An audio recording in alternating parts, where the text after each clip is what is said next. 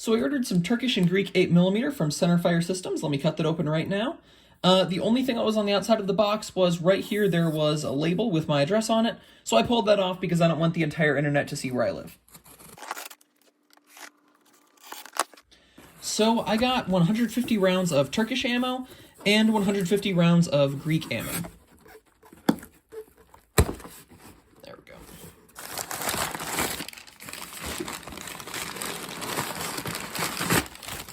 The Greek ammo is in these boxes right here. Normally they will have it in some sort of pack that they have it in where it's all saran wrapped together. However, they did not this time. So assuming that this is all the same, and I will look at that and update you, it is 15 rounds of 8mm Mauser per box, and this ammunition is made in 1939.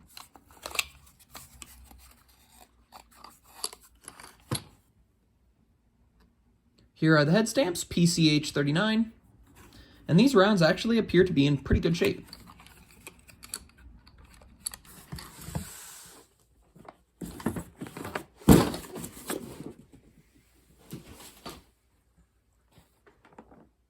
Here is the Turkish ammo. It comes in a horn of the ammo can.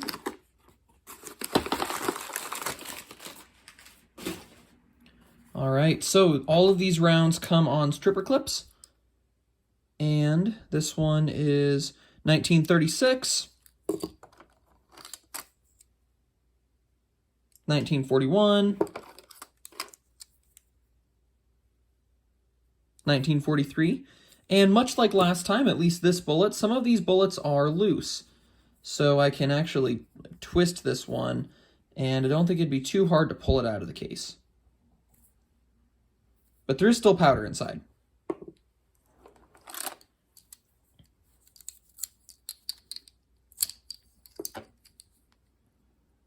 $1939, 1939, 1939, 1939, 1939. So some of these rounds are on the really crappy single-piece Turkish stripper clips that we are kind of used to seeing. The stripper clips are kind of the worst, but they are still stripper clips. You can still use them, and they work okay. The rounds appear to be, many of them, in pretty okay shape, but I will filter through them and tell you about what I found. All right, so I'm going to double-check these rounds. Every single one of the boxes of the Greek ammo is from 1939, and these rounds all look really good. You can't really tell, other than that they have some dust on them, that they're old. They could be factory ammunition made today.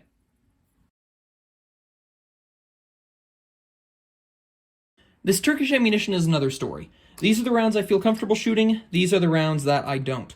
Let me show you why. So some of these rounds, the bullet can completely spin freely.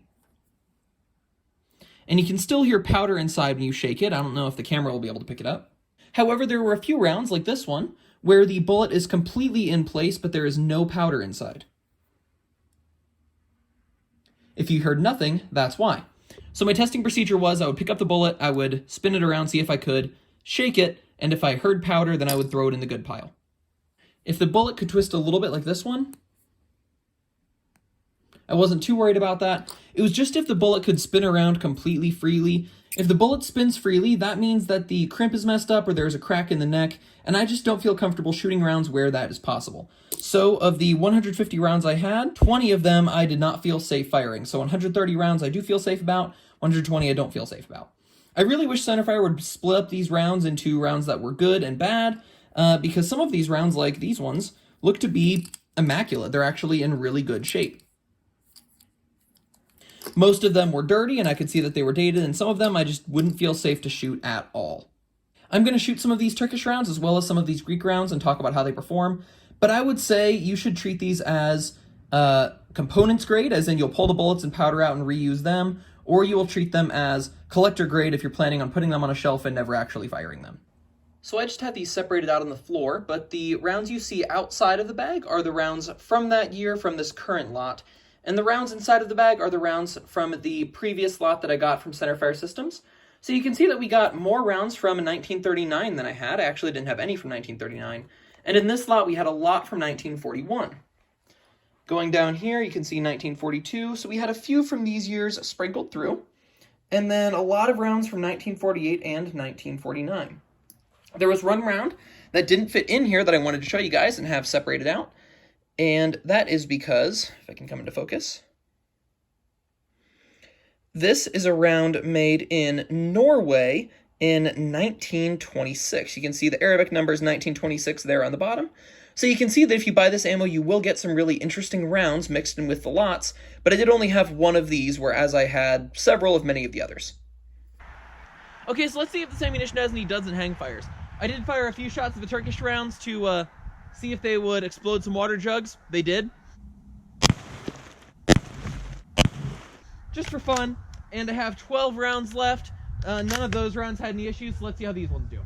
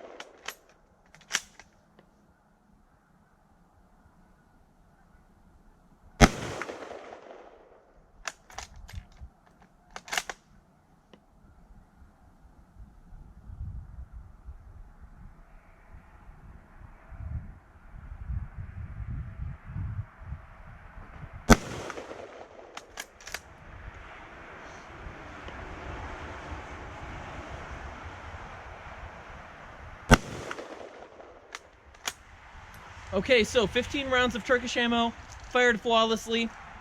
We'll go take a look at the target later and see how it did. But for now, that's not bad. Let's try the Greek ammo.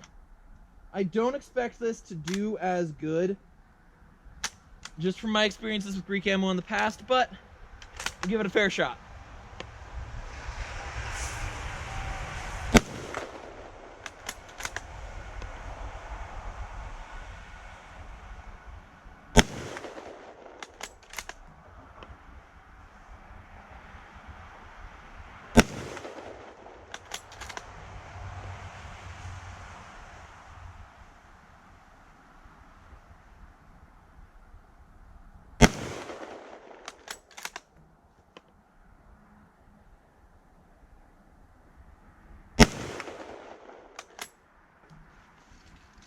Okay, it's looking good so far.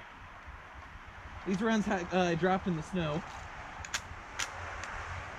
I'll just need to make sure to take my gun apart when I get home and let all that dry out.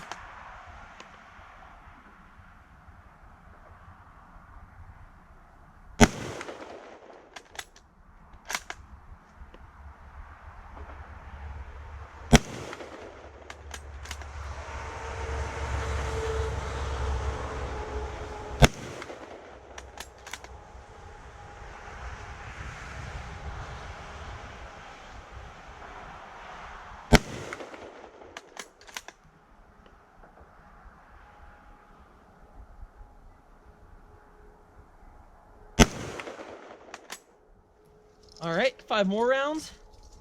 And then we have just 4, because I pulled one out of this box for my collection.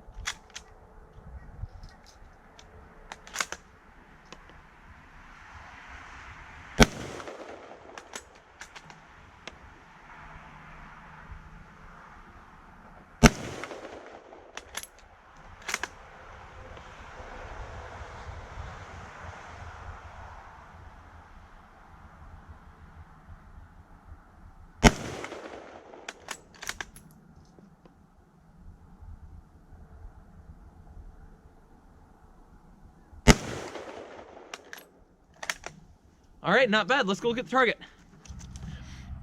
Here is with the Turkish ammo. Now, I started with the Turkish ammo aiming at the center of the bullseye, and this ammunition hits high, so I adjusted down here. That's because the Yugo Mausers are sighted in at 200 meters, and we're just at 25 yards. So I started aiming right here, and then I was hitting actually on the target. Then with the Greek ammo we have right here, I started aiming at the bottom of the target the whole time, so I have all 14 impacts inside of this circle. So that's not bad. This Greek ammunition performed really well. So, well, with the Turkish ammo, a lot of the rounds were in poor shape that I could see from the outside, but all of them fired correctly. The Greek ammunition all looked good 100%, so I really see myself buying some more of this Greek ammo once it comes into the budget. Which proves it's hard to get the best of a man named John.